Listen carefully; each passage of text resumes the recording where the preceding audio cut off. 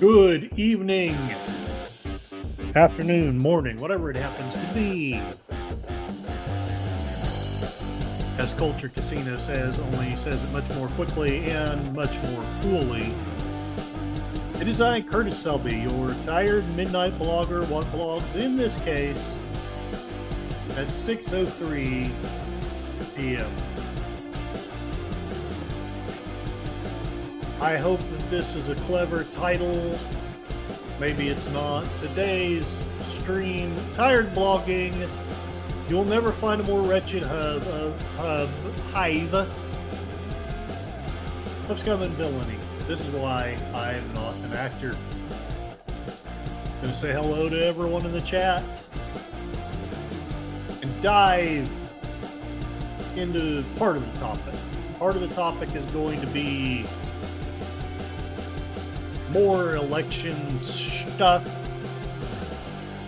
And then part of the topic is going to be me discussing the two federations.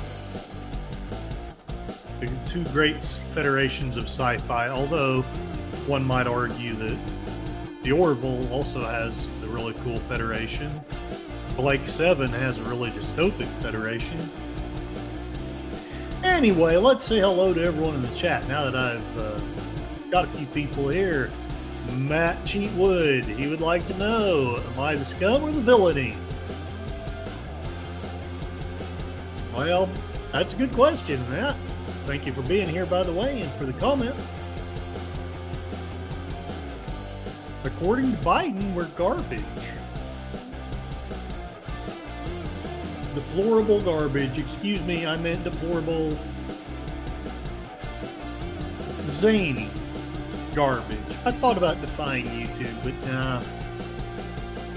nah, I don't have it in me today to defy. After the 8-minute mark, I'll be willing to say the word. Remember, any use of a political party's name is used for educational purposes only and should not be considered an endorsement. I guess I should also say happy Halloween. Most people spend their Halloweens either trick-or-treating or dressing up. I stream. There it is. John Potterero. Thank you very much for showing up, for your kind words, your support, your prayers, all the things that you've shared. It is spiffy. And Gorilla's Random Thoughts. Hey, keep it down. I can't hear my doorbell. Well, I refuse to answer my doorbell today. 1, I ain't got any candy. 2, I'm streaming. Deep Penzak. Good evening, sir. Thank you for being here. Thank you for the comment. I hope that you find some of this entertaining and or informative. I will stop the crazy rock music. Just making my head pound. All right, we're not 8 minutes in, but I hope YouTube will be okay with me sharing the footage of the day, the reason for this whole thing, and it's old news by now. Everyone and their dog has already shared it, but I'm going to be a little bit unfair. I'm not going to put it into context. I'm just taking a 50-second clip from the Washington Post. Let me know if you can hear this, okay? Donald Trump has no character. He doesn't give a damn about the Latino community. He's failed businessman. He only cares about the billionaire friends he has and accumulating wealth for those at the top. He says immigrants are poisoning the blood of our country. Give me a break. He wants to do away with the birthright citizenship. Who the hell has said that in the last 100 years? And just the other day, a speaker at his rally called Puerto Rico a floating island of garbage. Well, let me tell you something. I don't know the Puerto Rican that I know, or Puerto Rico where I'm in my home state of Delaware. They're good, decent, honorable people. The only garbage I see floating out there is his supporters. His demonization of Latinos is unconscionable, and it's un-American. It's totally contrary to everything we've done, everything we've been. All right. So what's everybody's reaction to that? Now, I am going to admit that I understand why some people, I get why people would be upset with a comedian saying some really not bright things, even if it was only a joke about Puerto Rico.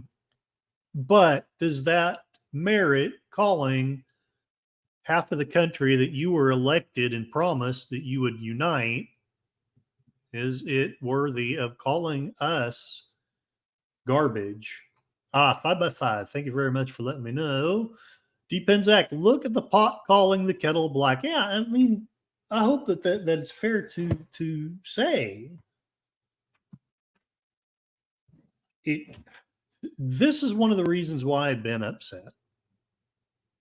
A lot of the people,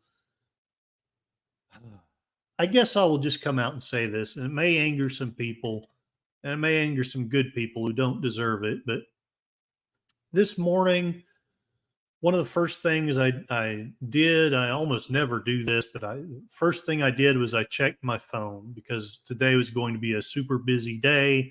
A lot of things were going on at work, and I wanted to just get on top of it. Well, there's a group of friends. They're my liberal friends, and we have a mutual text in our phones under the heading of philosophy. For 5 years now, we've shared like thought provoking things. I remember sharing some stuff about Buddhism and stuff about Stoicism. A lot of things that my friends have shared in there were also really good. I've noticed I don't want to exaggerate, but for several months, all that they would post in there was anti-Trump things. And today they shared something about how some Republican has left Donald Trump, and and they were saying, well, does he have anybody left supporting him? And I wanted to spout out, I didn't, but I wanted to spout out, yeah, he's got RFK, he's got Tulsi Gabbard, he's got Elon frickin' Musk. And by the way, friends, he's got me. Just saying. Instead, I left that chat and deleted it. I don't want to hear it. I just don't care to hear it. If they want to share it amongst themselves, that's fine. I'm tired of hearing things that, frankly, my analysis is the Republicans that we've been losing are way lower caliber of people as opposed to the Democrats who have joined. Maybe I'm wrong, and that's okay if I am. But anyway, I love trash. Matt Cheatwood says people who get upset at comedy should not be allowed to vote. It's not a bad point because, again, do I think the joke was in poor taste? Yeah. But at the same time, you kind of know what you get when you have a comedian. D. Penzak, un-American, like the way he pulled out of Afghanistan. Agreed. You're right. This statement is educational. You are all Nazis. Yep. That I really believe that that's what some of them think of us. I don't want to claim that my friends think that. I think they're better angels, as they would say. They know that there's good people on the other side. They just simply hate Trump himself. And more, I don't see any policy that's set out to defeat Trump. It's just simply the whole Democrat platform is just simply "we's ain't Trump." Comedy, like life, is pain. Anyone who tells you otherwise is trying to sell you something. Absolutely. Anybody left supporting him, about half the country. Exactly. I have no idea how the numbers have gone. If you look at the rallies, you would suspect that his movement has grown, but I don't really know that. Been having some technical difficulties, so I think what I'm going to do is jump to this right here. Now I'm starting to sound like Arg from Orville Nation.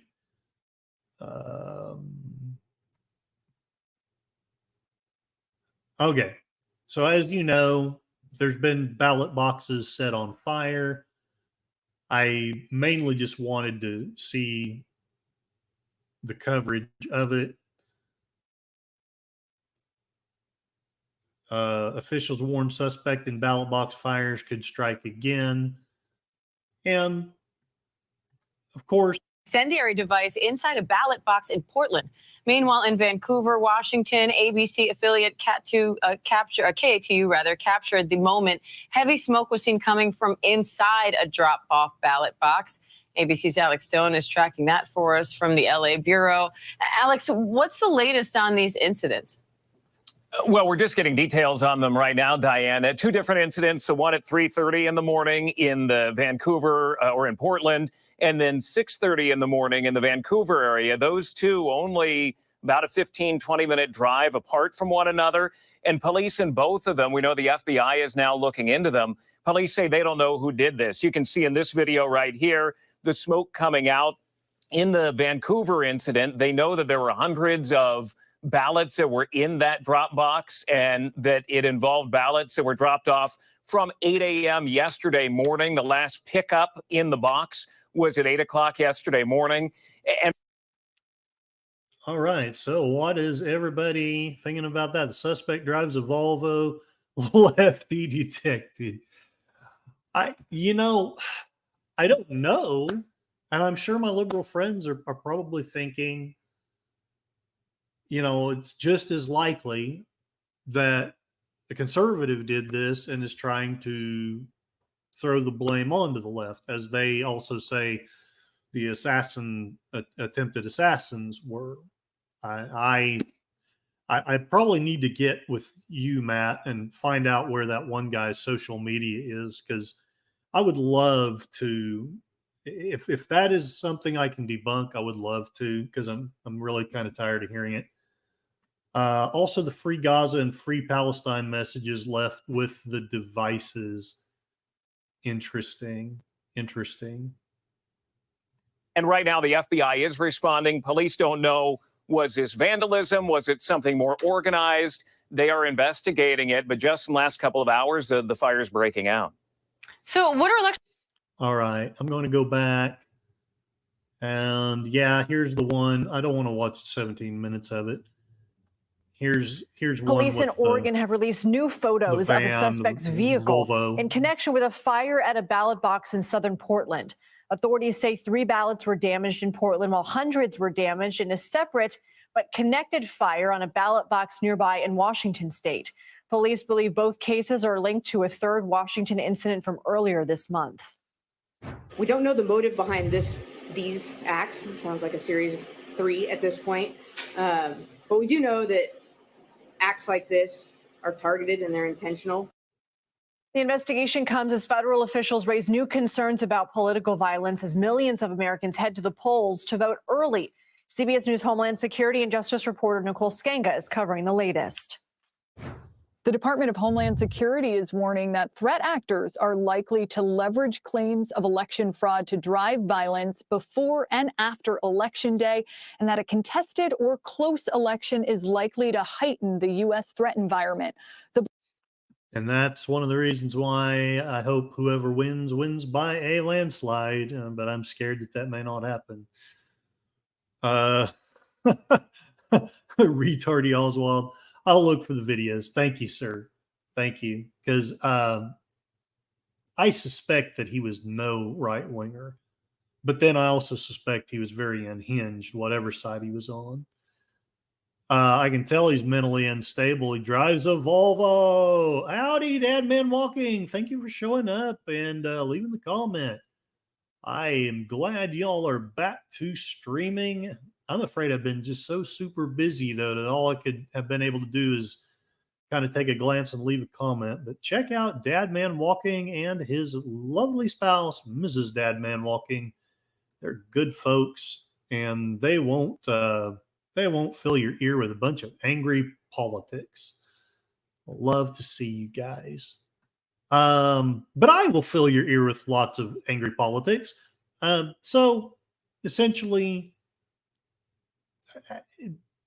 we talked a little bit about this last week, and we may talk about it some this week, but I'm going to try to get this done under 2 hours so we can go to deleted scenes weekend update.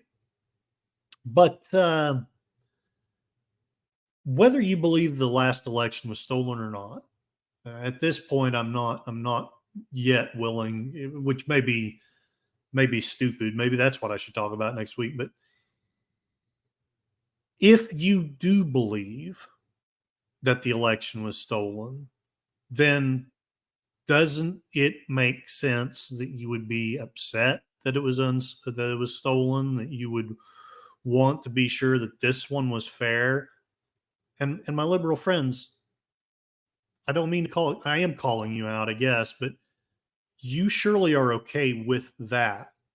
Not so much with being upset, but with fair elections. I mean, surely we agree on that. Maybe we don't. I don't know. Dadman walking is still crazy here between mom. Even now I'm working right on. Yeah, the best you'll get is me rampaging about the Florida Gators coach and Dallas Cowboys. No, you're smarter than I am. I shouldn't have let myself get dragged into politics, and I'm hopeful that after the election I can maybe shut up about it and move on to other and more interesting comments. Thanks for the kind words. Yes, and thank you guys very much. You're kind, you're supportive, and I do love y'all's content. It's really good. So if you haven't already done so, I think most of you have, but if you haven't already done so, check out Dadman Walking. And while I'm at it, check out Gorilla's Random Thoughts. He's got wonderful streams, wonderful conversation, and he does live streams of the Waltons and various other movies. Wonderful channel to visit. I don't think there's any other creators. Hopefully I don't not help promote people. All right. So getting back to the coverage here. Bulletin published today by DHS's Office of Intelligence and Analysis and obtained by CBS News assesses that individuals are using online forums used by domestic violent extremists to post threats of violence toward election officials or infrastructure. The bulletin reads in part that many of these online posts are promoting historical narratives about election fraud linked to the use of mail-in ballots or electronic voting machines. And investigators assess that some individuals motivated by that narrative have stated their intent online to intimidate voters or election staff through surveillance of election infrastructure or personnel, including by armed individuals. Now, investigators here also finding some individuals online are now calling for the sabotage of ballot drop boxes, circulating methods on forums typically used by these domestic violent extremists.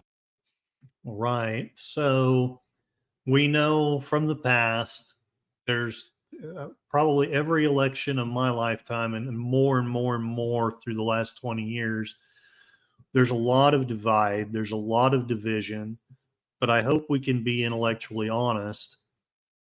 I've seen fraud on both sides. I've seen intimidation on both sides.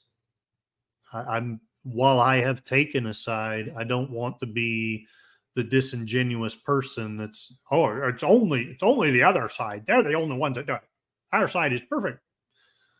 Hail Darth Plato. Howdy. Thank you for coming by and making the comment. I hope you find some of this entertaining and or informative. Let's finish this newscast thing and see if they have anything more substantive to say.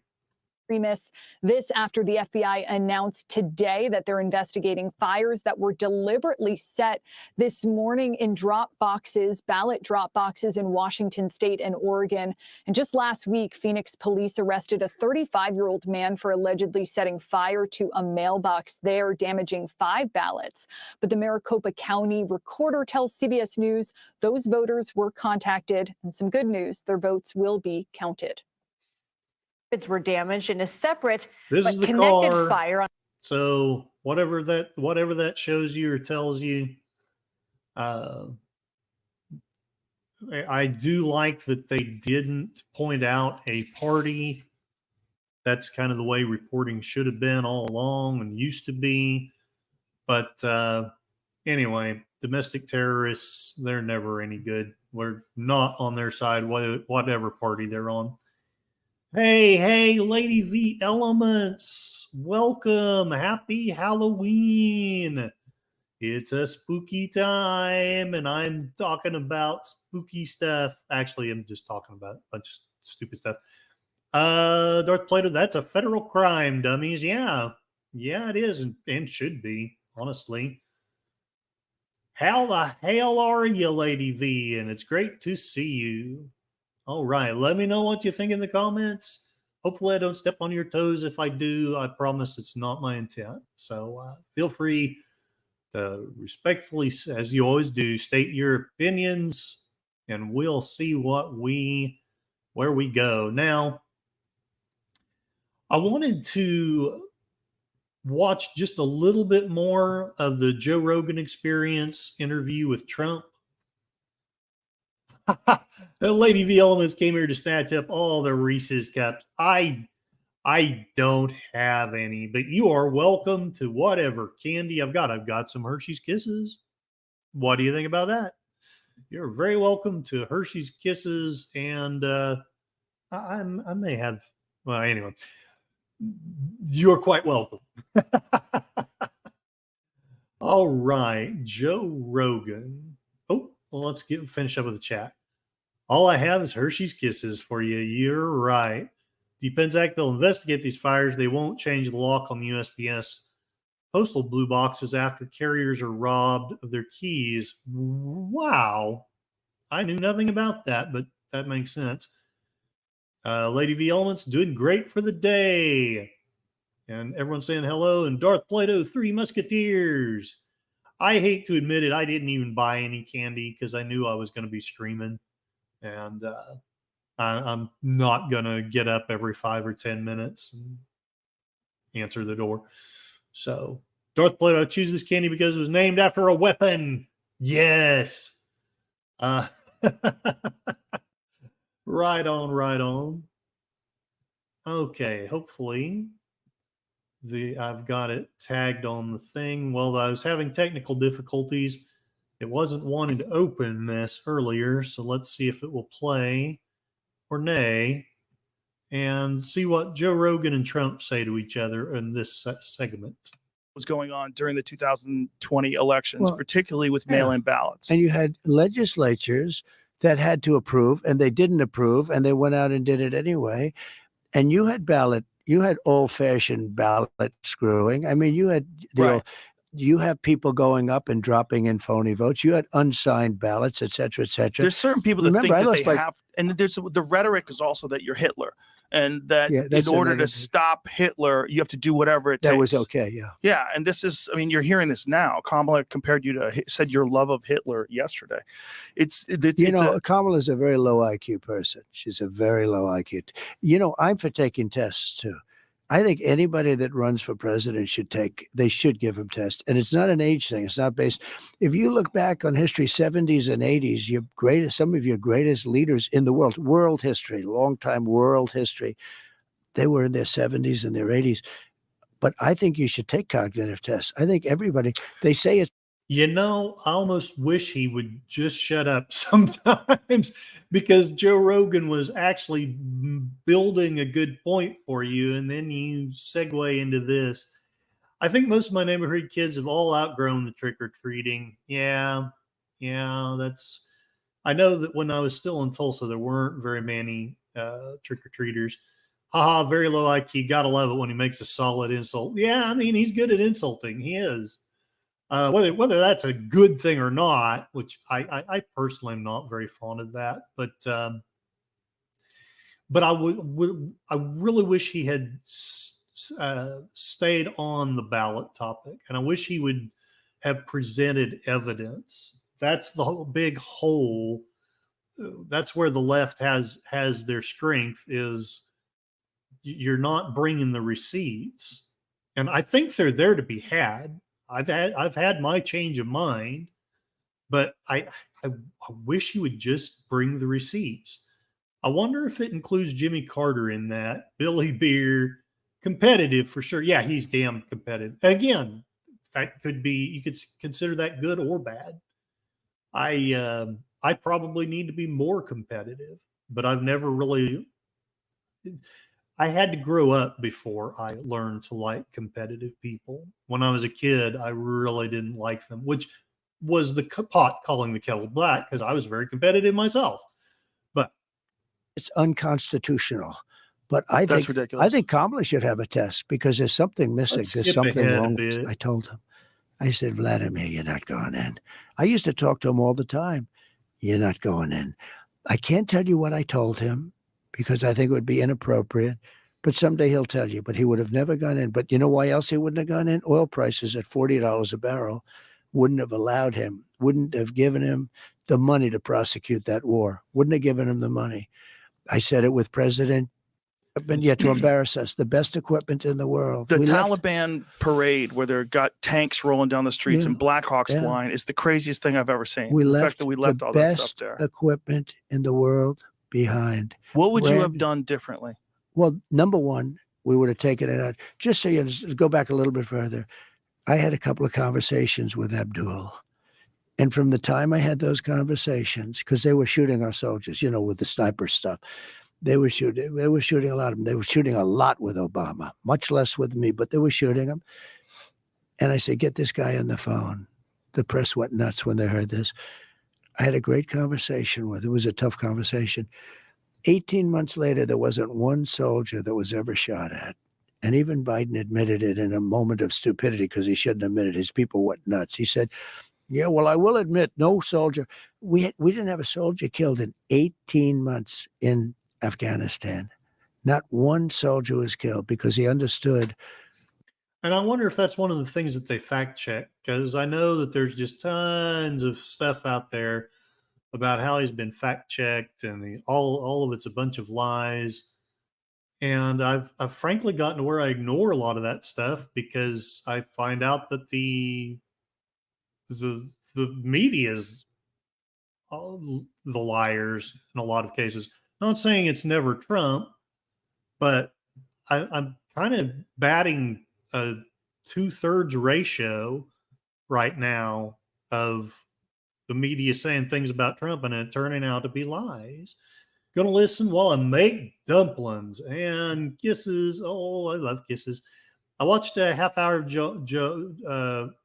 JD Vance on Rogan. Pretty good so far. I have not had a chance to watch any of that. Oh,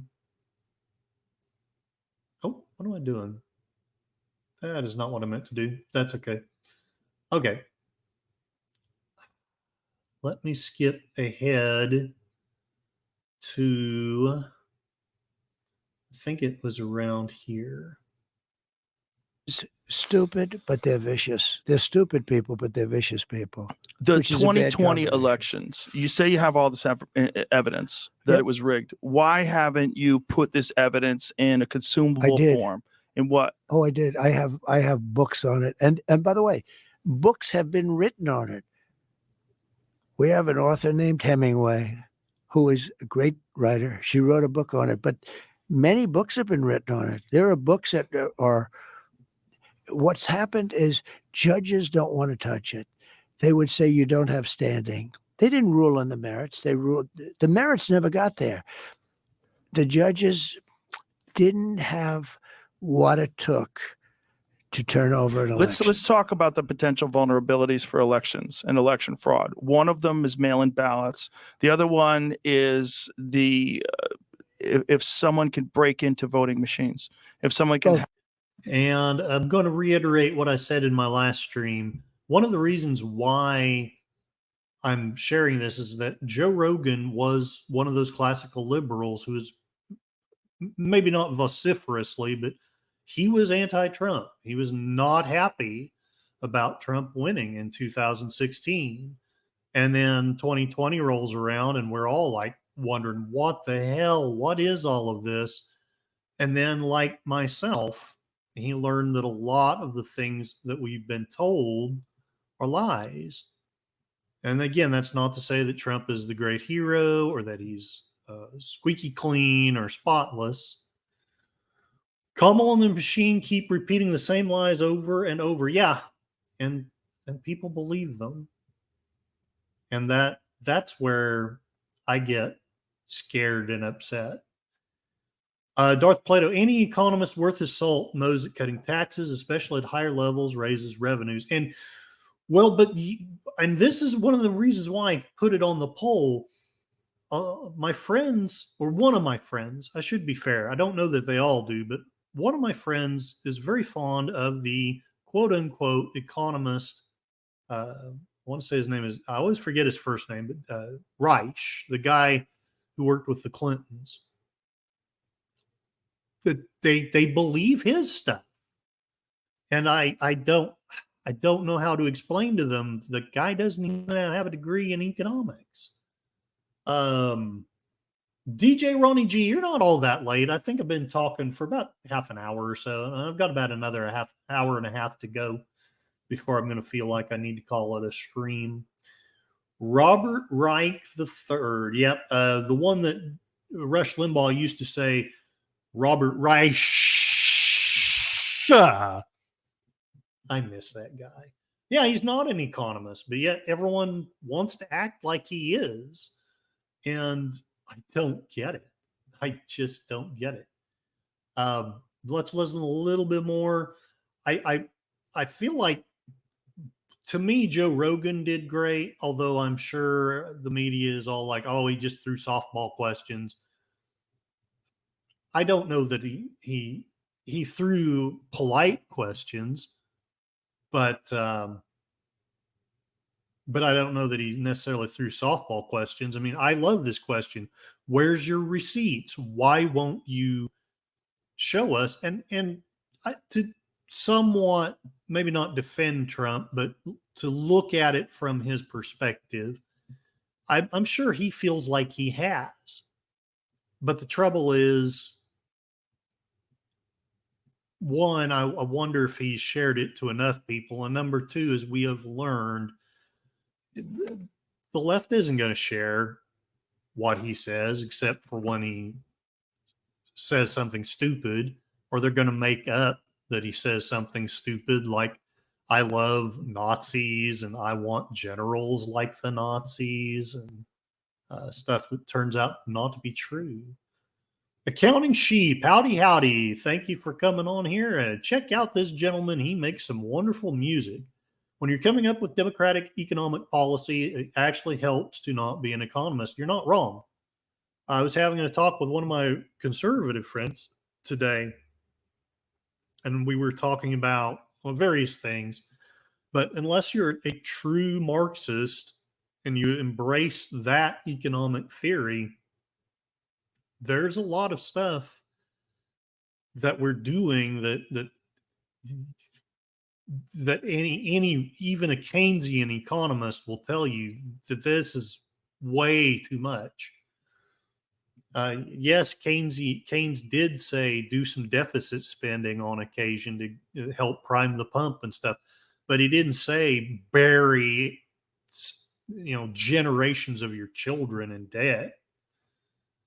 I don't know why I'm suddenly dropping into an accent. Let's see what Trump says to this question. Hack Both are voting big machines. trouble. Those are two huge ones. So And Elon what can be Musk, done? Elon Musk, I think he said it publicly. I hope he did, because I wouldn't want to be the one, but he's a really smart guy, and he's a very good guy with computers. And something else, I don't know if any of you remember this, but as late as about 2 years ago, when Elon was buying Twitter, Elon and Trump were not cozy together. Elon did, he didn't insult Trump, but he said some pretty, he was very critical of Trump, and Trump was always making fun of him. I can remember him now in his speeches. Elon, you did this, and Elon, a lot of your stuff is from the government. But they've come together. They've made peace. And what I don't understand is, why isn't that a good thing? I mean, whether you like these two guys or not, there's a lot of peace being made here between a lot of very differing people. And nobody has explained to me, why isn't that being pointed out? Why isn't that being praised? He says that it was stupid for Biden to admit this one thing. One, I don't know if that's true. I have no idea if Trump had 18 months without a fatality. I would love it if that was true, but I don't know. I know it was never reported if it was. But where I'm going with this is I think Biden was actually smart and intellectually honest to admit it. That's just me, though. I don't think it's stupid to admit when your opponent does something that's good. Moira Kitty can't believe Trump won't be releasing the JFK stuff. He said that he would, but then he kind of waffles in this interview. I don't know that I'm going to play that, but he waffles about it in this interview, and I hate that. He looked at Kennedy and said, "Hey, we're going to release these files." He needs to freaking do it. That's right. You'd say he's one of the smartest people alive. Anybody that can land that 20-story building. And you know what? I didn't say hi to you appropriately. Howdy, Moira. Meow, meow. Thank you for being on here, and I hope you are doing well. I've been enjoying your Halloween streams. Oh, Matt has left a link. Huzzah! Something from the New York Post. Awesome. Oh, thank you. Thank you. We'll go over that in just a second.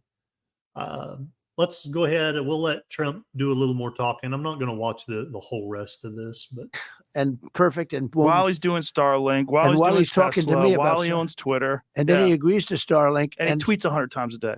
He's an amazing guy. Right? Yeah. He said to me that unless you have paper ballots, it can never be an honest election. That's a big statement. It's a big statement. We should go to paper ballots. France did. They went to mail-in voting, and it was all messed up. What can the amazing thing with the machines?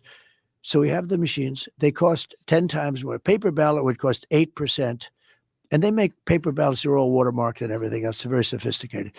But if you take a look, paper ballots, 8% the cost, and you're done by 9 o'clock in the evening, right? Now we have that is the way a businessman thinks. Let's do it for less money and more efficiently. Whether that's true or not, I don't know. But that, if it is true, it is a strong argument. Matt Chewood, he had an account on Gab, username Epic Microwave. Does anyone know if they ever got those phones unlocked? I've just been curious about that. Hugs and meows. Yes, yes. And what he saw in the files is that JFK was accidentally shot by a Russian agent, and no government will admit to such a thing.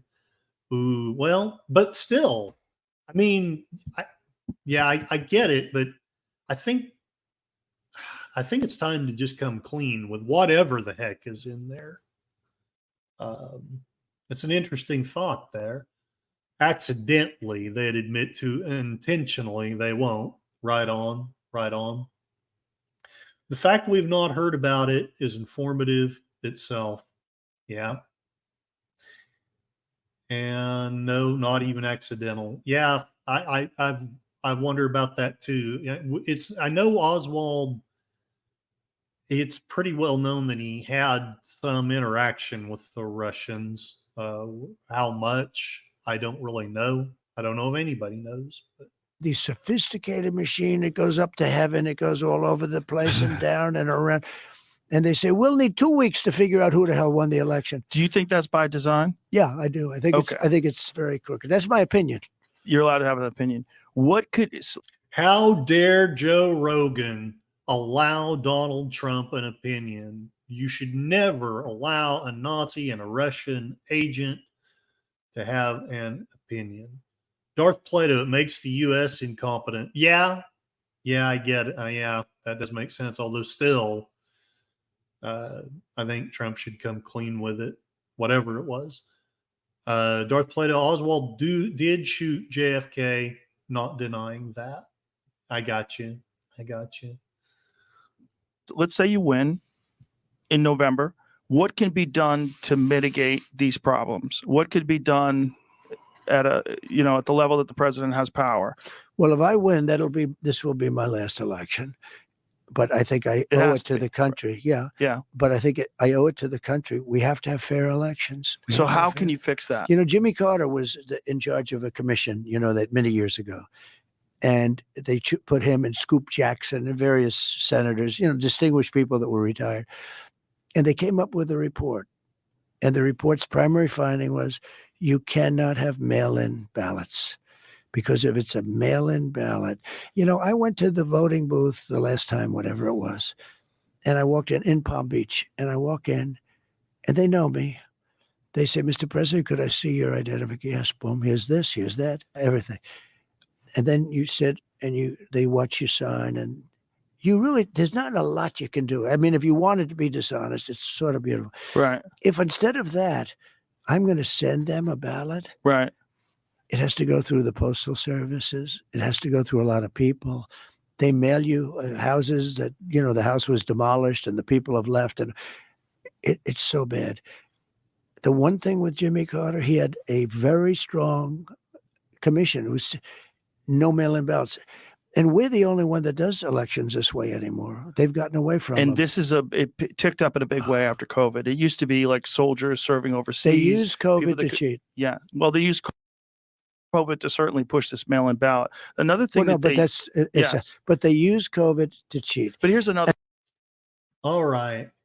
Whether you believe that or not, I have suspected it for a while, and I don't have the receipts myself, but I've come to the conclusion that is true, that COVID was used to cheat. Counting sheep, I think any illusion of American competence has been pretty thoroughly shattered after the last 4 years anyway. I would agree with that. Matchy, would already some reports mail-in ballots being stolen and turned in without the voters' knowledge. Wonderful. In the U.S. antebellum, the Dems were committed to a policy that expanded the slave states west of the Mississippi, the U.S. dominated by the Democrats. Yeah, I mean, it's been going on since Rutherford B. Hayes, or not Rutherford B. Hayes. Martin Van Buren, sorry. I'll wake up sometime today. The Dems couldn't abandon the policy despite numerous Dems wanting to move closer to liberalism. I remember when you'd have blue dog Southern Democrats who were actually conservative. I wonder what happened to those days. Darth Plato, current Dems are locked into economic policies, despite those policies being wrong in the same way how the 1800 Dems were shackled by slavery. This won't change. And let's get that link. Oh, Matt, you came and you shared lots of cool stuff. All right, let's see. Let's read some of the stuff that Matt has sent this to us. Your best, tired blogger. Losers whine about their best. Winners, well, I better probably not say that. All right, let's look into the Trump gunman, Thomas Crooks. Likely, this is the New York Post. Now, let's see what they have to say. Trump gunman Thomas Crooks likely had a Gab account he used to support President Biden, cites CEO says. I wonder if this will actually play. Can you guys hear this? Stage and that part of the area itself, but I would say about 200 yards, give or take, away from that. Let me know if you're able to hear that. We do not know. So again, this is one of these things that's qualified because of our ongoing review, that he was live streaming, viewing the footage from that, again, about 11 minutes in around the 3:50, 4 o'clock p.m. range. 2 hours before, he's flying a drone in the vicinity of the route. About 200 yards away. Yes. Okay, that's important information. All right. So the gunman who tried to assassinate former President Donald Trump appears to have used the controversial, all-right favored social media platform Gab to spread messages in support of President Biden. according to the platform's founder. Gab CEO Andrew Torba said he learned Wednesday that Thomas Matthew Crooks may have had an account on our platform after getting an emergency disclosure request from a law enforcement agency. Well, I'm glad that the court orders came out for something anyway. The account at Epic Microwave, which the CEO stressed he had been unable to confirm was definitely Crooks, posted on the site 9 times total. Torba tweeted just 30 minutes after getting the law enforcement request. I like my men like I like my eagles. No. Bald and protected. No.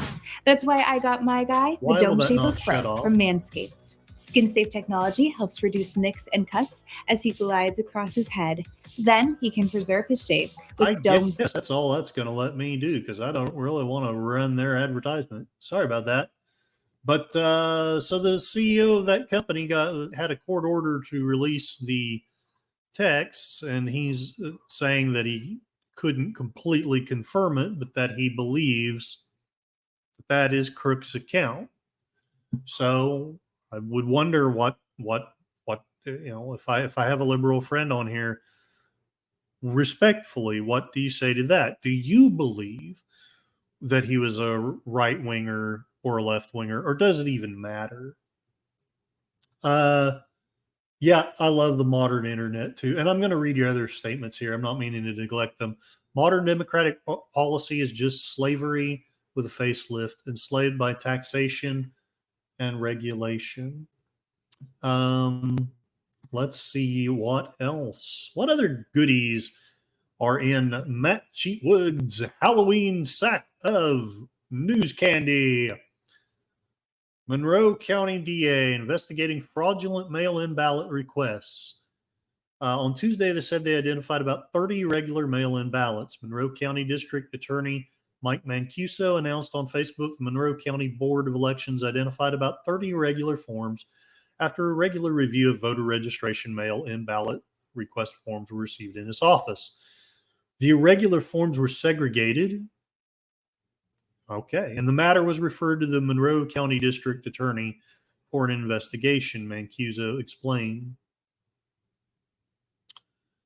Several of the voter registration applications and mail-in ballot request forms have been found to be fraudulent, as they were not authorized by the persons named as applicants. In one example, Mancuso says the named applicant had previously passed away, and several of the fraudulent voter registration forms were traced to a specific person. A company calling itself Field and Media Corps, a subsidiary of Field Corps, an Arizona-based organization, not to be confused with reality-based, working out of Lancaster County, in turn was responsible for submitting the forms in question to county officials. Mancuso explained a broader investigation is still ongoing with reference to Field Corps involvement, and the Attorney General's office, as well as others, are involved in the investigation. Mancuso says more information will be released in the coming days. All right, and then they give an email address if you want to send more information to them. Please do not troll them. All right. So, and again, even back when I believed that the election was legit, I never believed that there was no voter fraud. I don't think that there's been an election since James Monroe that didn't have at least some bad apples, and I am pretty certain that it happens on both sides. I don't mean to be, disloyal to my party or anything, but when you have 100 million people, just statistically speaking, there's going to be some idiots in there. So, Matt Cheatwood, burning ballots, faking ballots. It's like they want us to not trust the results. Yeah. Well, I wonder about that too. Now, in case anyone's thinking that I should talk more about Kamala, and maybe I should, I'm going to refer to the fact that Joe Rogan basically asked her to come on his show. And there's a lot of flack because he's evidently, she's sent back a thing saying, well, I'll do it this way. And he's refused those terms. Let's see what Newsweek has to say about this. I think this was one of the more centrist. Let me know if you can hear. I can't hear it. Oh, because it's muted. Oh, that's loud. I guess it doesn't matter. Joe Rogan. I hate these, but yet I picked one.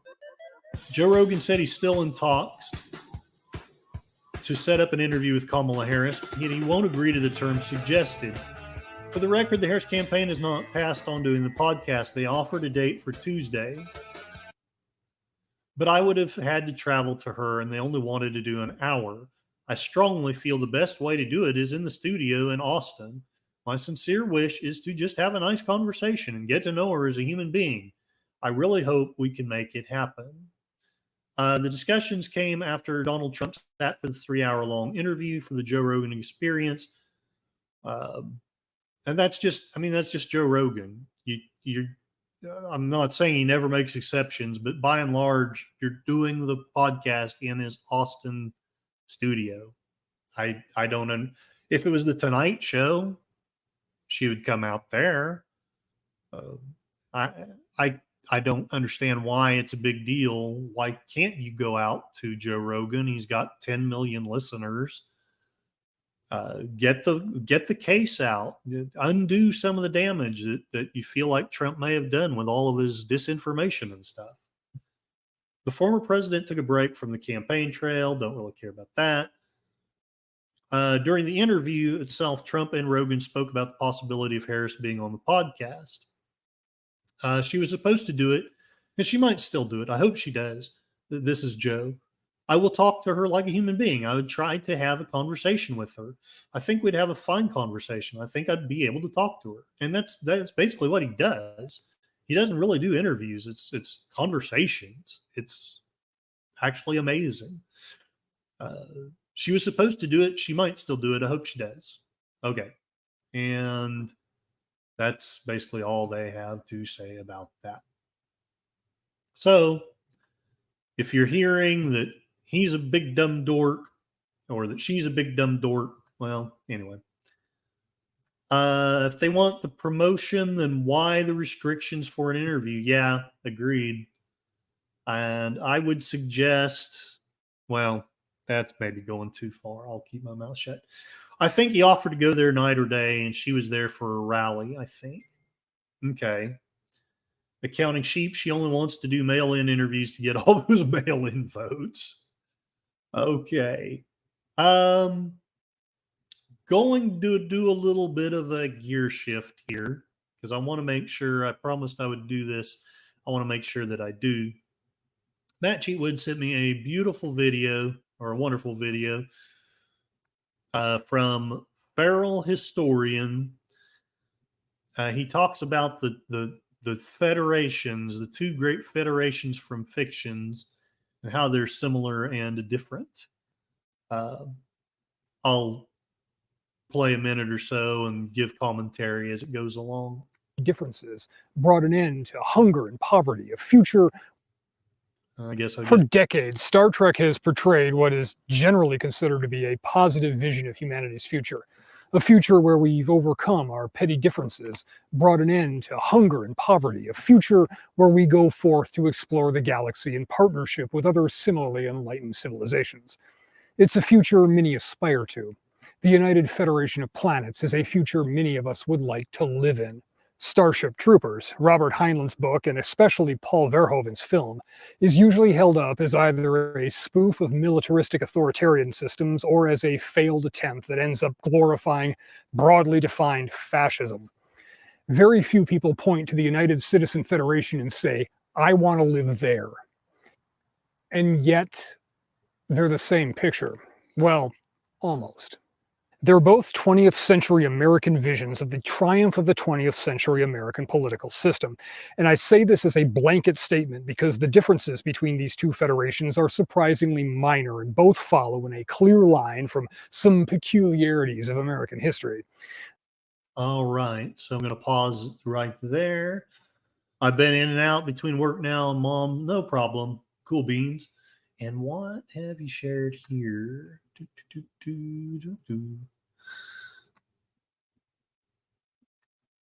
Oh, yes. Thank you for sharing the link. I should have thought of that myself, but thank you for sharing that. And also, I'm going to check the poll while I'm here. 33% want live coverage. Ooh, I'm bet I'm gonna regret putting that up there. But that's okay. If y'all want that, that's what we'll do. The United States of America is a federation. At least we were. Structurally, we still are, even though in practice that's been quadruple bypassed in many janky ways, and most Americans don't think of themselves as living in a federation. So, quick history lesson for those that slept through Mr. Dubois' civics class. After gaining independence from the British, the 13 American colonies, which were independent states, hence why we call them states and not provinces or something else, formed a confederation. The rules governing it, the Articles of Confederation, made some suggestions about what the member states should do, but it's more a bunch of guidelines as opposed to rules. There wasn't really any mechanism to make it happen, making things like national defense and interstate infrastructure projects exceedingly difficult. So some aristocratic folks got together and called a convention to amend the Articles. Instead, they wrote a whole new constitution, this time a more centralized federation.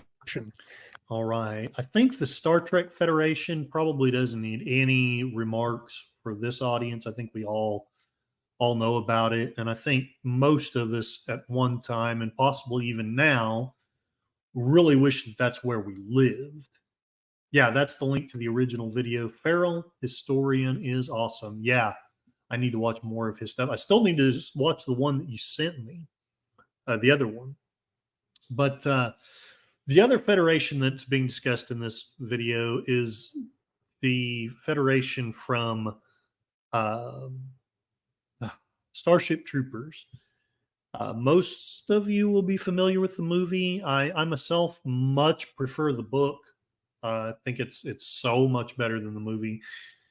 But yeah, essentially, we formed a federation, but it's in order to be a citizen, you have to serve in some kind of military or servant capacity. Heinlein was awesome. I agree. I consider him to be a libertarian. I might be wrong, but I've read some of his political stuff, and one of his last or later books was just kind of a compilation where he just wrote a bunch of random thoughts and then shared some old short stories that hadn't been published in a while. It created a federal government with certain clearly enumerated powers, and the states decided that the benefits outweighed the hassle and signed on after much haggling. This is why we have both a House of Representatives and a Senate, why we have the Electoral College, why state and local police can tell the feds to pound sand, on and on. We're not a country institutionally, we're a federation. Turning to these fictional projections from this basic federation framework, we see remarkable similarities between the two. Both Starship Troopers and Star Trek are distantly post-apocalyptic. The collapse event in Starship Troopers was social disintegration brought on by woolly thinking and weak hearts. And that was the...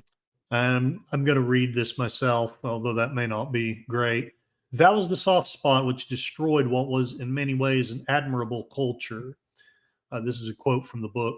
The junior hoodlums who roamed their streets were symptoms of greater sickness. Their citizens, all of them counted as such, glorified their mythology of rights and lost track of their duties. No nation so constituted can endure.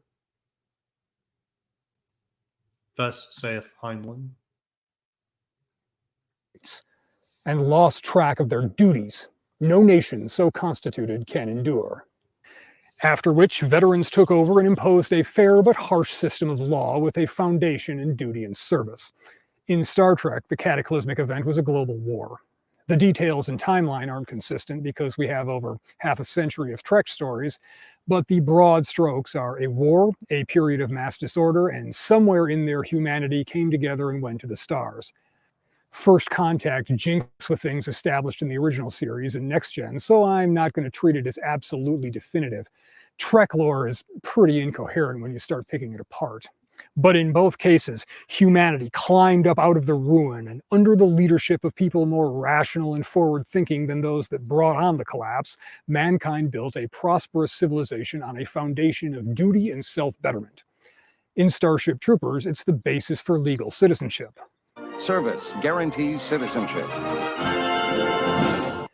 Serving the greater society not only establishes the moral basis for citizenship, but the hard discipline of military life tempers the individual's outlook and makes citizens less likely to propose or vote for goofy, harebrained nonsense, like Marxism. All right. And while I don't necessarily propose that we do that, I also have to admit I understand the appeal of that idea. What, young people rioting and victimizing people in the streets? That could never happen here. And hail Connie Cleary, the faithful bird woman of YouTube. Please check out her channel and her second channel, Fluff Chick Productions, where you can see some beautiful videos of birds, some Halloween arts and crafts that she is very talentedly put together. I wish I could figure stuff out like that. And she is also one of the great moderators, as is Lady V Elements. I forgot to mention that you also are one of the great moderators out there. Hopefully it doesn't wig you out, Lady V. You have been missed. But that, not to pressure you or anything. It's just you've been missed. Federations. Connie, we're talking about how essentially there's two fictional federations, one being the Star Trek Federation, the other one being the Federation from Starship Troopers. And this guy is doing a comparison and a contrasting and making some, I think, very pointed comments about both federations. In Star Trek, it's more cultural than systemic, perhaps best illustrated by... We work to better ourselves and the rest of humanity. I'm not going to get into the supposed lack of money and what it actually means in practice here. The operative point is that they didn't join Starfleet for the college money or an enlistment bonus. It doesn't matter that Trek doesn't do the whole citizenship through service thing. It's about a cultural compulsion to be better, to be significant to their society. The same is true in Starship Troopers. No offense, but military service is for ants. Believe me, I see them go, I see them come back, when they do come back. I see what it's done to them. And for what? A purely nominal political privilege that pays not one centavo and that most of them aren't competent to use wisely anyhow. In both cases. All right. Let's see what's going on. People saying hi to each other. Hello. Aw, you're very kind. You're very kind. Lurking while I cook. Good stuff so far. Thank you. Thank you very much. You're very kind. You're very kind. One of the things I do want to talk about, as you know, if you've listened to this channel very much, I'm very strongly anti-communist.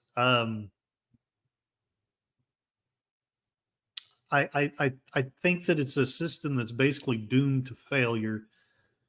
And I won't give the receipts here, but I still love Star Trek, and I still kind of wish we could live in that society. And I can suspend my disbelief when you're looking at how they can basically replicate virtually anything they want or need, up to a certain point.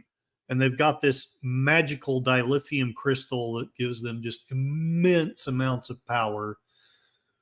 Under those circumstances, I could conceive of such an economy working. But we don't have that. We don't have magic dilithium crystals. We've sadly got wind, solar, oil, steam, coal, and nuclear power. and nuclear fission. I wish cold fission had actually turned out to be real, but maybe if we develop something like that, and maybe if we develop spiffy replicators, maybe at that point such an economy would work, but I don't think it will until then. Dadman Walking, nice stream, Curtis. Have a great night. Have a good night, sir. I hope you have a great night at work.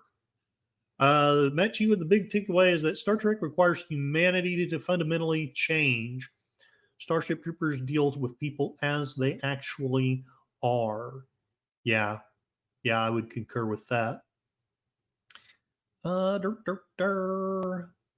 know if we want to. Yeah, let's go ahead and watch the whole Cases, we thing. say a prosperous and comfortable society. There's no shame in not answering the call to serve. One can live comfortably by ignoring that call. But both cultures exert a push for their young people to look at the peace and prosperity around them, to understand that they can stay in the garden for their entire lives, but that real growth comes from stepping out of it. They're called to become something better. And in both cases, it often manifests through service in a military capacity. Of course, one could argue that Starfleet isn't military. Its primary mission is exploration. Fair point. But it is a mission. They have uniforms and ranks denoting a hierarchy of command. They frequently exchange fire with ships from other planets. Starfleet is a space navy. Of course, it's a strange sort of space navy. I'm going to pause it here. Want to talk just a little bit about the influence Star Trek had on me. Until the time I turned 18, I had always thought that I would join the military. I had watched way too much Star Trek, and even Star Wars has got a certain amount of that military, but you're a rebel kind of thing going on. And I'd read too much about the Civil War and on and on.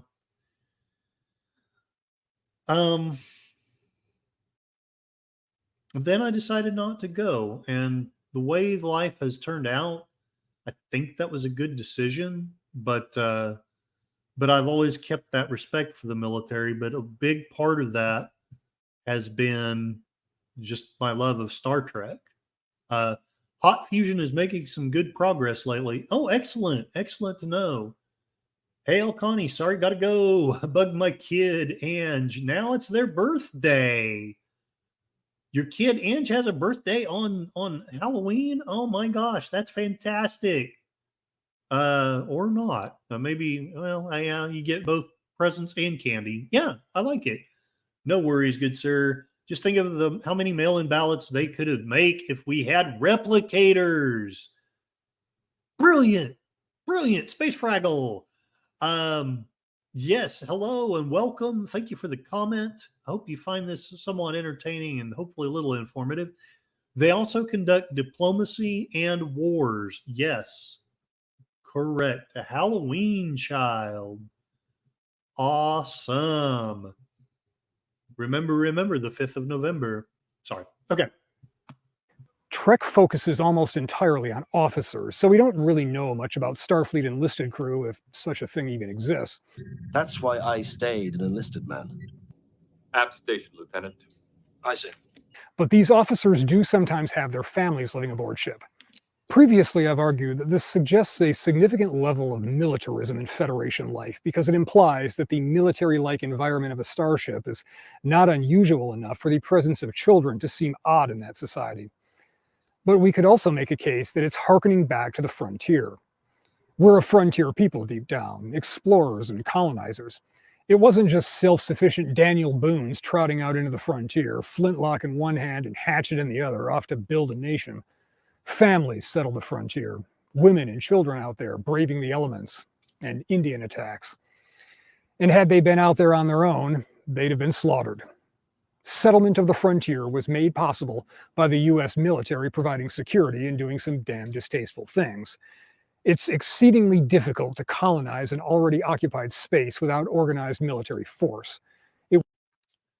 Which doesn't necessarily make what we did right, But yeah, it is the truth of history. And every society has done it at some point. Again, that doesn't make it right. Space Trial just stepped into the stream. We talked a little bit about politics. Now we're discussing this gentleman, feral historian's analysis between the two federations of Star Trek and Starship Troopers, how they compare and contrast, and the relevancy to real world political philosophy. No surprise, Matt Cheatwood says, I greatly favor Starship Troopers over Star Trek. Now that I'm older, yes, I admit that I do. Because I agree with you that it's more true to the realistic way people are, whether we like it or not. And second of all, yeah, they are starfaring federation. They are starfaring people, but I don't remember there being these magic replicator things. So, it's just a very slightly touch more realistic. Space Fraggle, love both versions. Service means citizenship. Indeed. And I've had that talk before. I don't know that we necessarily should embrace that idea, but I have the probably controversial idea that one shouldn't be voting if one doesn't somehow have skin in the game. And I think that we should have something like that, although I would make it very reasonable and not do some of the crappy stuff like was done in the 60s where you have this literacy test and the white man gets to read, Spot saw Jane can run, and the black guy has to read the PhD doctoral dissertation. I don't want anything like that at all. And arguably that might be what would happen. Matt Cheatwood, Star Trek never talks about the billions of citizens spending 24/7 in personal holodecks, eating and fapping. Yeah, exactly. It was true for America's continent. Well, and that's because we've outgrown that by that time. We've grown into people who want to be excellent and all that. Yeah. Wish it could happen. Hope it happens. In spanning federation, and it holds true for interstellar federations as well. Star Trek's federation seems to do it without wiping out competing populations, but it still became a hegemonic power with substantial military capacity and readiness. And these two things, militarism and exploration, are linked. Even today, military recruiting relies heavily on the call to adventure and self-betterment. See the world, be all you can be. There is, of course, a striking difference here. Starfleet is depicted as being quite selective. The entrance exam for the Academy is rigorous and the standards are high, whereas that other federation literally takes anyone that volunteers, even if they have to find some bizarre task for them to do. Where Star Trek shows us an idealized utopian version of the volunteer military America has had since the end of the Vietnam War. Want to interject here. When I was reading the book, I can't remember if it was this way in the movie or not, but when I was reading the book, the main character was very much an everyman. He was not exceptionally intelligent. He was not exceptionally strong. He was maybe slightly better than average, but really he was mostly just your average Joe. And so they had all these tests to determine what you could be and what you could do. And all he was good for was either to be infantry or to possibly be psionically linked to a bomb-sniffing dog. And he didn't have the psionic skills to bond with the dog. So to infantry he went. Humanity will never outgrow that. I wish you were wrong, but I fear that you are not. You forgot about Barclay. the mark, the muck. Right. Oh no, why am I clicking on that? And meritocratic society in general, Starship Trooper shows us something much more interesting. A lot of people have strong objections to conscription. Clancy Brown, I feel like he's one of the most underrated actors ever. I despise it. The idea that government can grab you and say, you work for us now, and dictate what you'll do, where you'll live, and maybe when you'll die, and your own plans for your own life be damned is ridiculous and evil to me. But the other side is that after decades of an all-volunteer military, we can see that it creates its own set of problems. Less than 10% of Americans have served in the military, and it tends to run in families. There's a divide between the military and the rest of society. When the country gets into a war, a small percentage of the population bears the weight of it. For the other 90%, the war is someone else's problem. This fuels interventionist policy because people making decisions, whether elected officials or the people that vote for them, don't really understand war and don't have any real stake in it. It has felt, at least in my lifetime, at least maybe not in my lifetime, but since the first Iraq war, and really even going back to Grenada and Panama, a lot of these wars just seem surreal. I don't know about you guys. I know that they're real things. I know there's tragic things, but sometimes I kind of had to pinch myself to even realize that we're at war. We went through 20 freaking years of war. And I won't say it had no impact on civilians, but it really seemed as though life just went on without any real consequence. But the soldiers, they've been unaliving themselves at insane rates. I can't remember the statistics, so I won't share it, but I know I recently read a stat that just made my jaw drop, because so many more soldiers have passed away from their own hand than did in the actual war. And I cannot fathom how a society could allow that to happen. Sashi, the man from the future, service guarantee citizenship. Would you like to know more? Hell yeah. Sign me up. Clancy Brown, Alan Tudyk. Yeah, there's several. Hell, I even think Rutger Hauer was kind of underrated. Horse 123. Hail and well met. Thanks for coming on and leaving the comment. I hope you find some of this entertaining and informative. Drones have changed warfare for the Army and history. Yeah, I did a stream about that. You are 100% correct. That may be where I first met you. But yeah, drones have sure made a big change. Matt Cheatwood remembers the end of Vietnam. When I joined up, I was warned I might be spit upon or otherwise assaulted while traveling in uniform. It's very dim in my mind because I want to say I was 3 when the war ended, but I do dimly remember the end of the war in Vietnam. And yeah, I remember that it was just not right. And somehow, while I don't think a lot of people have literally spat on the soldiers, it seems like there's some kind of something. Oh, glad to be here. And I'm glad you're here as well. You could be doing anything. You're spending your time with a silly person talking about federations. But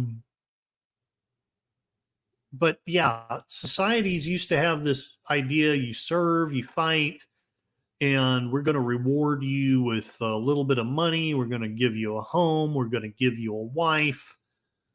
Now you go to war and you come back and you're just kind of screwed.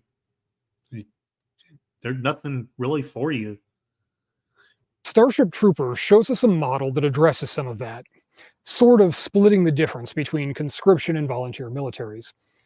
No one has to go, and declining to serve carries no stigma or penalty. You can own property, start a business, exercise your right to complain about the government. But to have a direct voice in policy, you have to demonstrate a willingness to put yourself on the line for it. I'm not suggesting we adopt this idea, but it does give us some things to ponder. Because if we look at the world depicted in Starship Troopers and compare it to Star Trek, both depict a prosperous, united world exploring the galaxy, an optimistic mankind looking forward toward a grand future. But Star Trek demands that we become better than we are, more rational, more compassionate, more communal. It's a vision of the future that, like the utopian ideologies of our own time, requires that we become a different people. And I wonder what you think about that. Is it possible for us to evolve? I mean, I think most of us do believe in some form of evolution. Is it possible to evolve into that different, quote unquote, better kind of people that could support a moneyless society like Star Trek? Curtis needs more likes. Yeah, yes, thank you very much. I need 4,800 like this guy has, but I appreciate every like that I'm getting. Thank you guys very much. In contrast, Starship Troopers takes us as we really are.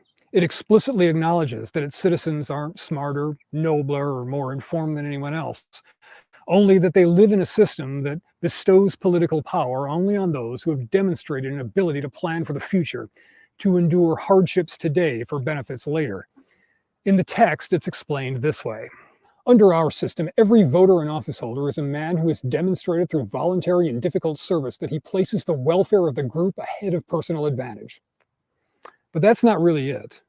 People sign up for their own reasons, not out of some high ideal of sacrifice for the general welfare or the edification of society, but for something they want out of it. Whether it's a material benefit, such as needing to be a citizen for their desired career path, or something less tangible, like wanting to have achieved it for their own self-image. The secondary effect, the societal level effect, is to weed out those who have no sense of consequences. And that is the big temptation to embrace this kind of an idea. One of my friends was saying, we were talking the other day about how it's all bass-ackward.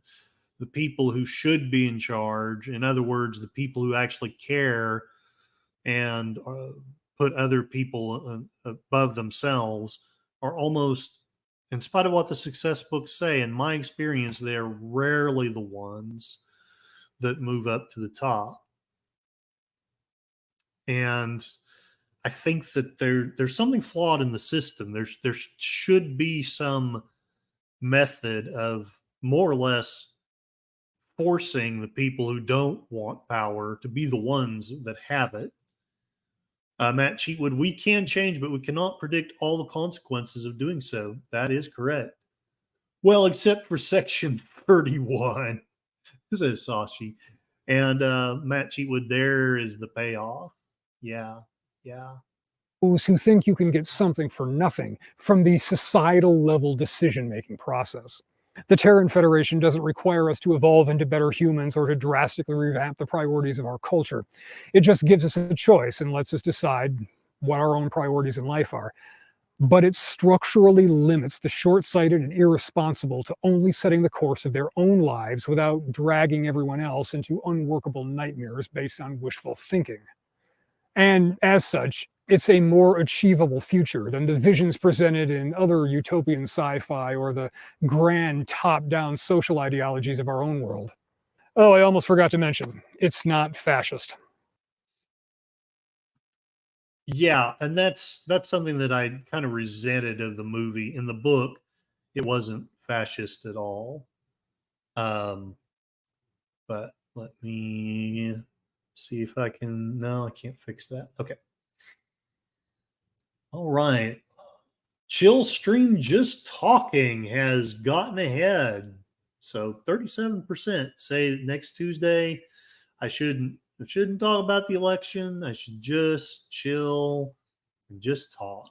So we'll see if that's the way it is at the end of the poll Live election coverage is number 2. Economics, number 3. And probably one or at most 2 people.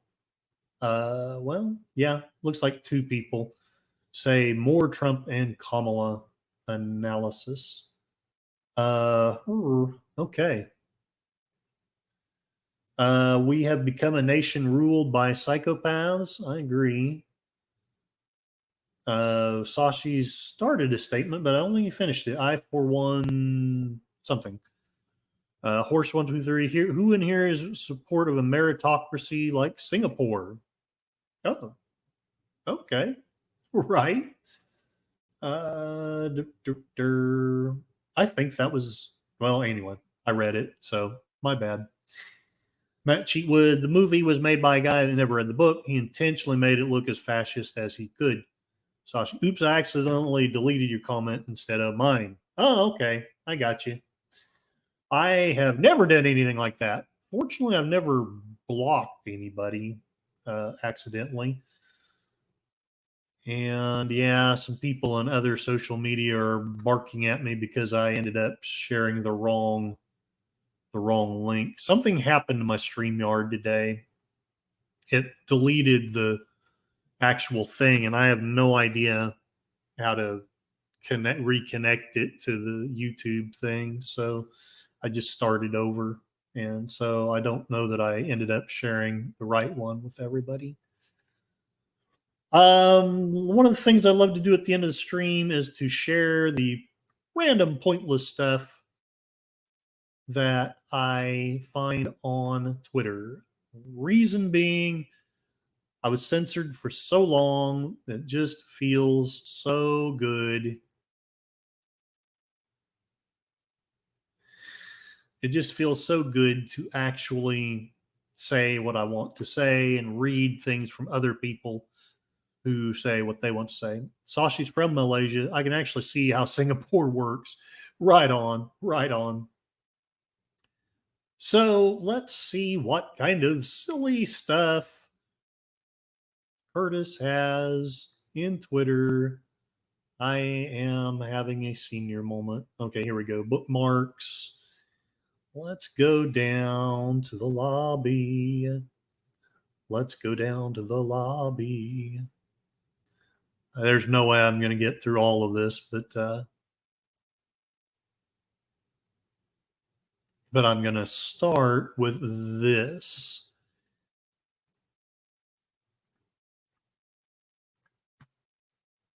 No, not that. All right. I'm going to play something here. Well, actually, no, I'm not. Never mind. Because I don't want to watch that whole thing. Here, I'll start with this.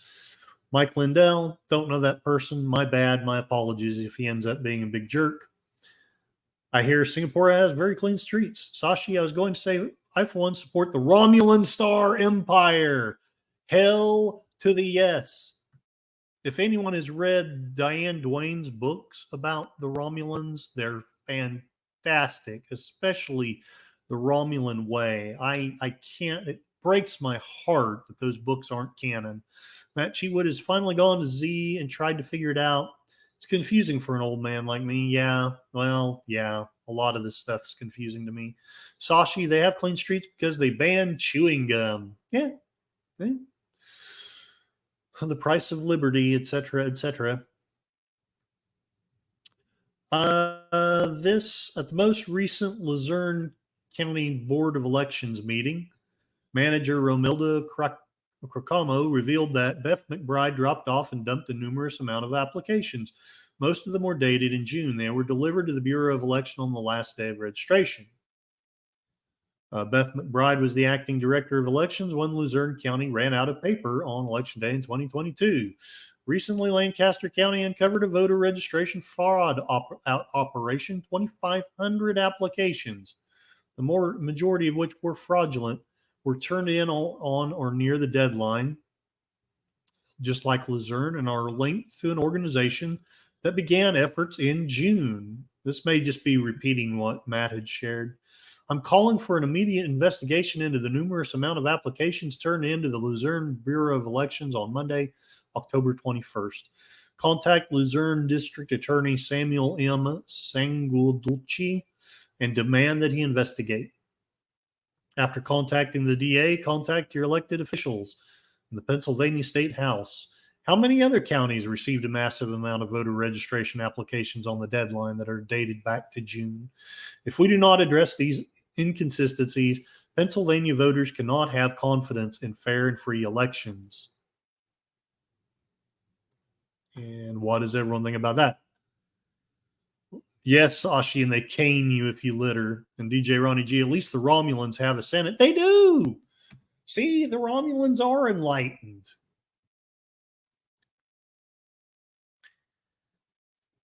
There are reasons why I changed my mind about the election. I thought about reading that blog post that I did a long time ago.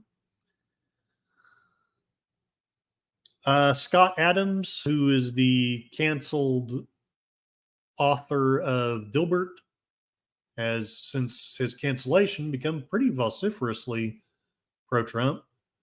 Democrats have taught me two things recently. Trump is the biggest threat to civilization, and to defeat him, we must run our stupidest candidate and lie about everything Trump says. That may be a little unfair, but I thought it was funny. As all of you are probably aware, the mainstream media has compared Trump's Madison Square Garden rally to a Nazi rally. They've been doing this for at least 8 years.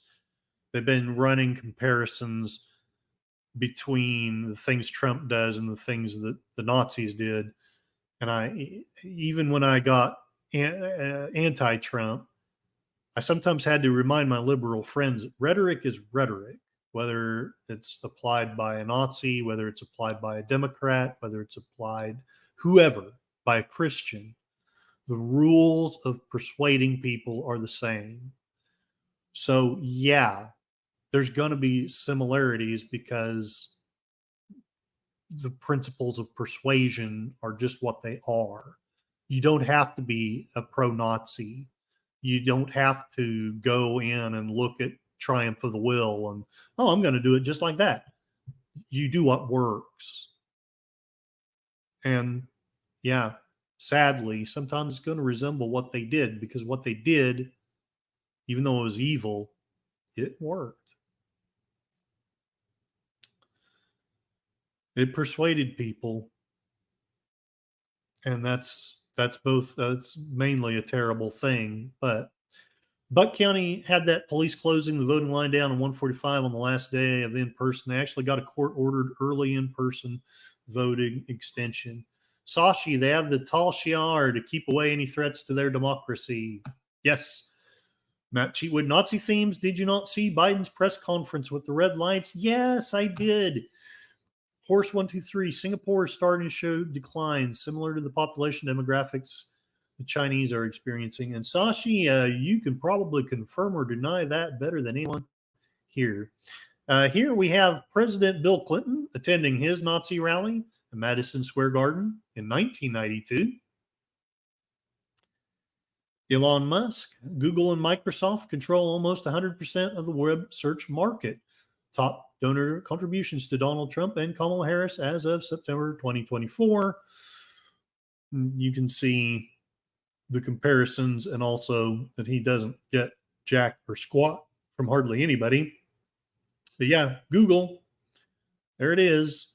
If you're wondering why the search things are biased, mystery solved. Google, Microsoft. Oh, but they're fair. They're fair. No, they're not. Look up the work of Dr. Einstein, and has been definitively proven that Google, one, does have the power to shift elections, and two, used it in 2020. Well, they have the right to. Do they? Does anyone have the right to shift an election that way without people being aware of what's going on? I don't know. And here we have President Jimmy Carter attending his Nazi rally at Madison Square Garden in 1980. Joe Rogan. Is anyone surprised? Fact check: 32 false claims Trump made to Joe Rogan. The sad thing is, I'm so ambivalent to it anymore. I'm not even going to look it up. Maybe that's wrong, but I just assume that probably about 20 of those fact checks are going to end up being lies themselves. Matt Cheatwood, the population decline is nearly everywhere in the world. Japan and Korea are leading the way. Sashi, they even have people to clear out and clean apartments where the occupant has expired and has no relatives, similar to the Japanese. Interesting. I have about 10 more minutes, and then I need to be wrapping this up. I did want to share this because I do at least want to be partially fair. The gentleman who made the joke about Puerto Rico, with respect, I know what you're saying, Matt, that someone shouldn't get upset by a joke. This person sharing the basic rule of comedy: you ignored it, never punched down. Satire is meant to ridicule power. If you were laughing at the people who are hurting, it's not satire, it's bullying. Now, of course, they want to caricature the right and claim that we're all like this. You know, we all are happy at that guy's joke and are laughing up our sleeves at Puerto Ricans, but it is a good point. To me, it's ill form to punch people who are, poorer than you or in less of a good place. Lady Miss watched that rally. The people that were speakers were vicious in their words. I'm saddened. This is where we are. It only made me stand firmer in how I voted. I understand. Good to see you, Lady Mist. I'm glad to see you. I love that you're here. Lady Mist is another one of those wonderful wrenches in the community. Sashi, a lot of Singaporeans head over to Malaysia to let loose. Very good.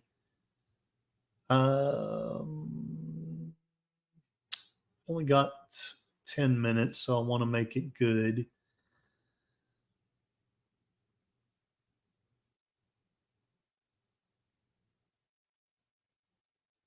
All right, let's watch.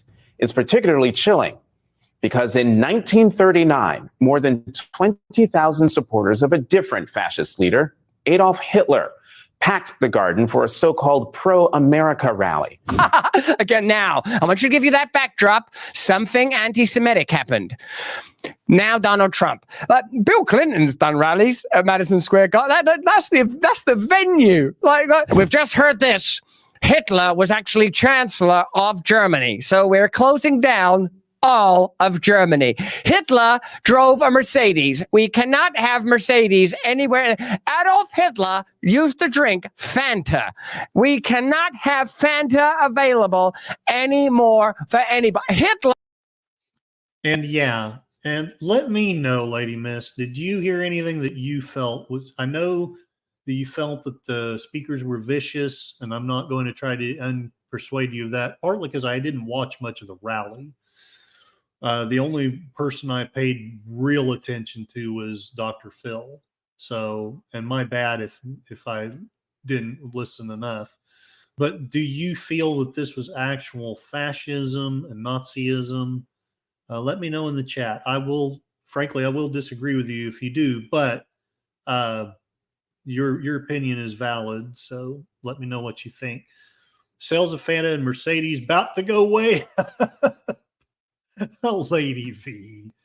And good or ill, I love Russell Brand. He's part of why I've had this journey, for good or ill. Was a vegetarian.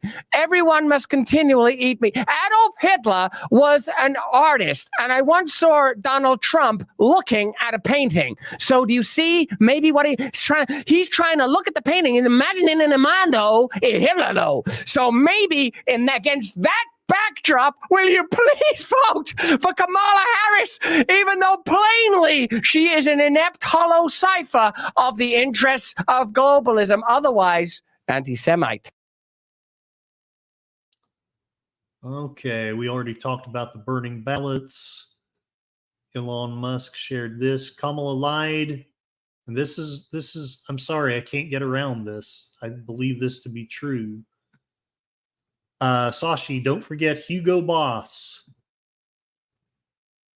Kamala lied to the media in every interview about Joe Biden's decline, which that's one of the reasons why I'm not hopping up and down more about him calling us garbage. Yeah, it angers me. It upsets me, but I firmly believe he's in cognitive decline. I don't say that to gloat. I wouldn't wish that on anybody.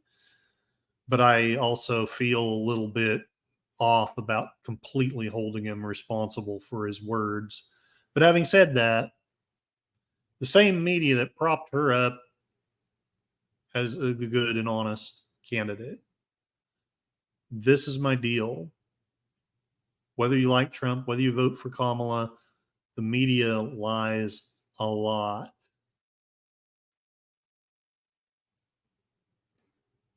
I'll share this. Government then and now. 2021, take the shot or we will fire you, starve you, take your children, put you in camps, and leave you to die without medical treatment. 2024, nobody forced you to take the shot. Here, let's share this. Okay. Stop that screen, present this screen. Only got a few minutes. One of the things I wanted to talk to you about, I wanted to play this, but we decided we shouldn't play it. We don't want anybody to have any sort of a way to get it down. The episode of you when you were on The View, when you were running for president. Right. Donald Trump is a billionaire, a real estate mogul, and a television star. But does he really want to add president of the United States to his resume? Now, I'm going to admit that Whoopi looks pretty not happy there, but a lot of people would like him to. You got introduced as our friend Donald Trump. Please let's find out and please welcome my friend Donald Trump. That's right. Whoopi Goldberg gives you a big hug and a kiss. Joy Behar gives you. Now Whoopi just gave him kind of a little peck, but still, it was a hug.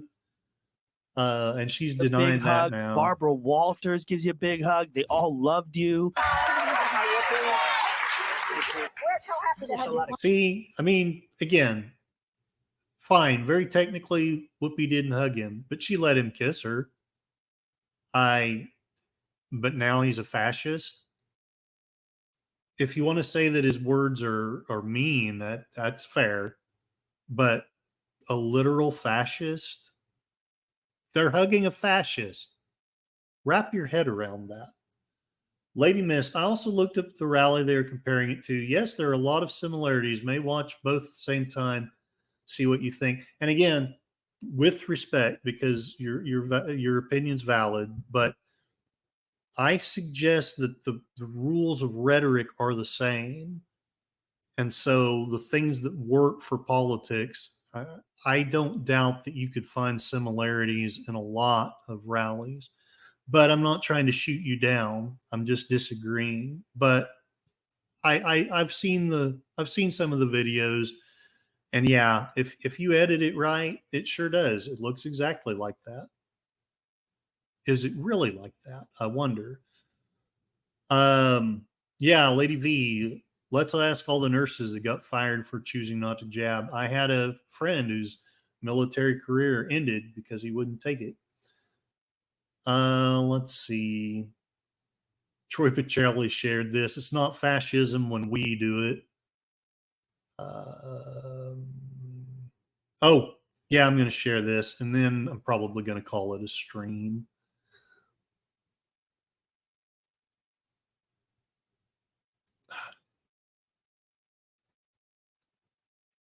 Let me know if you can hear this.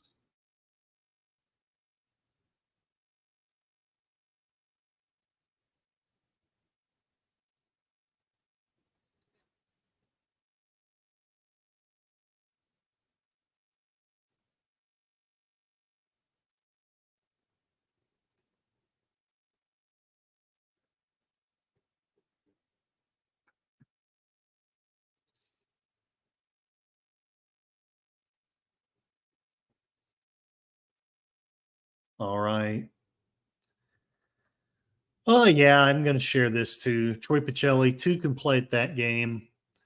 Kamala Harris is going to deliver her closing speech at the D.C. National Mall, directly where the KKK rallied in 1924. So, make of that what you will, agree with it or don't agree with it. Jay Bhattacharya, who's another person who is a big influencer on my recent journey of thought. If you favor government control of misinformation, you are an enemy of free speech. Mel Brooks, so very sorry. This is totally off of it, but I wanted to at least mention it. Mel Brooks sharing, so very sorry to hear about Terry Garr's passing. She was so talented and so funny. Her humor and lively spirits make the Young Frankenstein sets a pleasure to work on. Her German accent had us all in stitches. She will be greatly missed. Oh, and no audio. Well, sorry. Okay. Well, basically, I probably shared the wrong thing. Basically, there were these people driving, and they found a big box of dumped ballots in the middle of the road. Again, maybe I'm wrong, but it's really weird. And can you at least hear me? And I'm going to read these last few comments. Lady Miss said that there was no editing. So at this point, we'll have to agree to disagree. I haven't watched. I've watched the comparisons, but at least the ones I watched, to me, were fairly obviously edited. You may have watched something totally different. Okay, Matt, here's me 5 by 5. Matt Cheatwood, the left will lie to your face, assume you're not capable of making your own decisions, falsely accuse their opponents of doing what the leftists are actually doing. And this is just it. Megyn Kelly was talking with Matt Maurer, and I almost played this. She talked about it. They've been calling our candidate Hitler since Reagan. They maligned even the rhinos that I didn't like that ended up being the nominees. You get to a point where you don't hear it anymore. Because, in my humble opinion, it's not true. Oh, Lady V, I love you. You're such an awesome person. Okay, I need to call it a stream. Lady Miss, the right does the same thing. It's up to us, the people, to take the time to learn everything we can and not let just what someone says be gospel. And yeah, I think Matt would agree that there are people on the right who have done that, but maybe I shouldn't speak for him. Sashi, I don't have any say in the outcome. The lady said she would continue. There's a lot of mobilization overseas by the scary people. Right on. Let's call it a stream. First things first, let's end the poll. You have decided you want a chill stream. So I will just come up with some cool, positive things. If you guys are okay with it, I won't even talk about the election. I'll give you guys a rest, and maybe we can come up with some topic that Lady Miss will actually enjoy. God bless you, Lady Miss. Okay.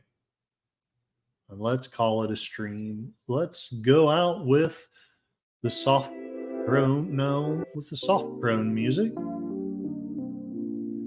Couple of new comments. Let's read them. I love you, Lady Miss. Again, I know we disagree, but that's just the thing. The issues, the hate can't be at our level. I mean, I'm not meaning to dictate how you feel. Hopefully you don't hate me, but we cannot let ourselves hate the people who vote for the other candidate, whichever one. I'm not going to try to persuade you not to hate the candidate, because I think that's a lost cause. I think everybody's nearly everyone I had devolved into hate. And believe it or not, part of my transformation has been realizing that I've got to get the hate out of my heart, whichever one I vote for. And no, we don't have to agree with each other. You've had a different life, different experience. You've seen different things. So I need to respect that. And I know you respect me. So I love you. Great stream. Happy Halloween. Suppers, y'all. Play the elevator prone tune for me.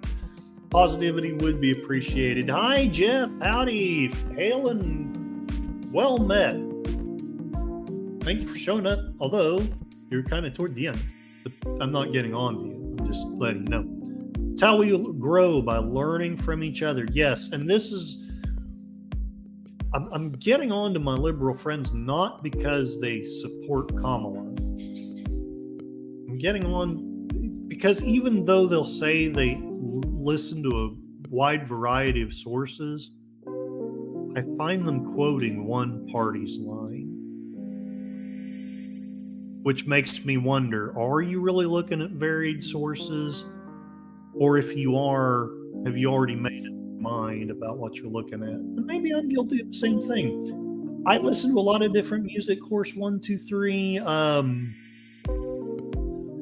literally everything, although there are only 2 rap artists that I enjoy, but there are 2 that I enjoy very much. But I like classical, pop, rock, country, Mongolian throat music, Norwegian metal. I like all kinds of music.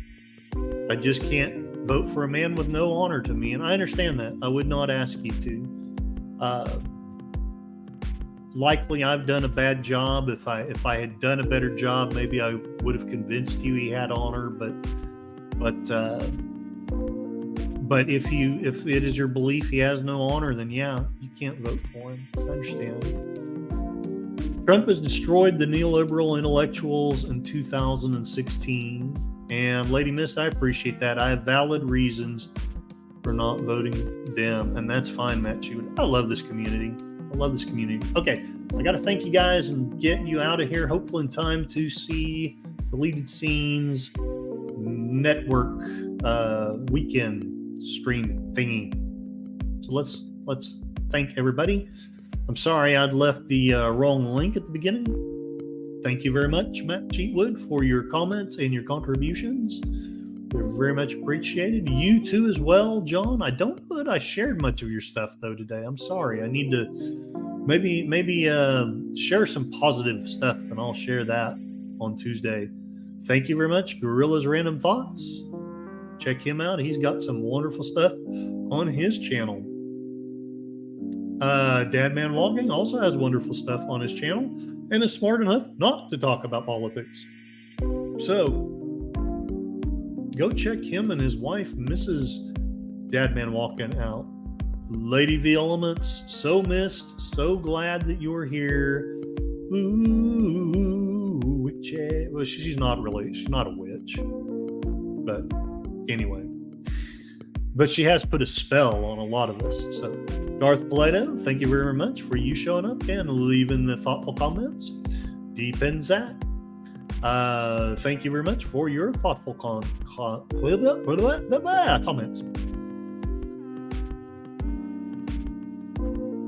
Yeah, any economist worth his salt knows that cutting taxes raises revenues. I know that nobody wants to listen to it, though.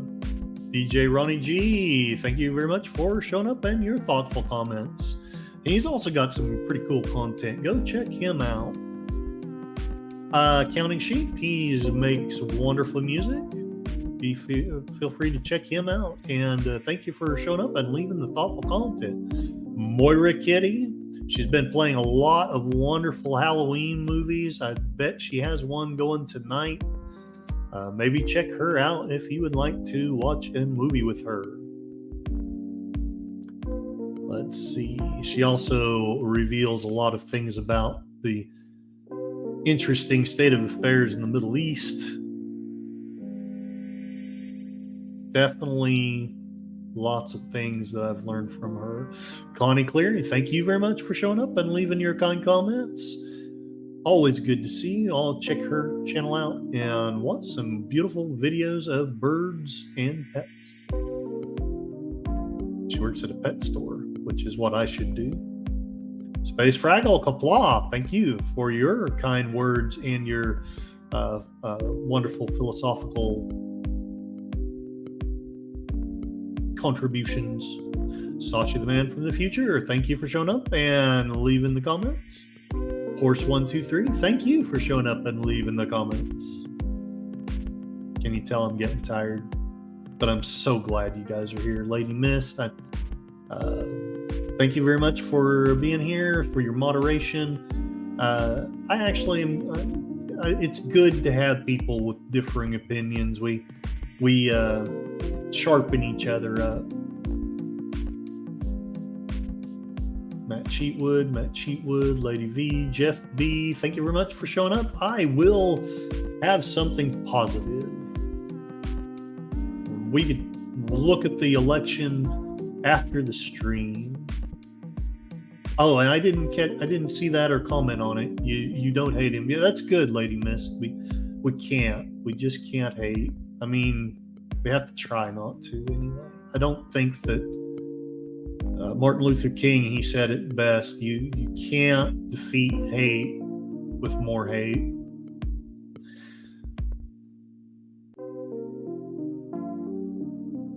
All right. DJ Ronnie G.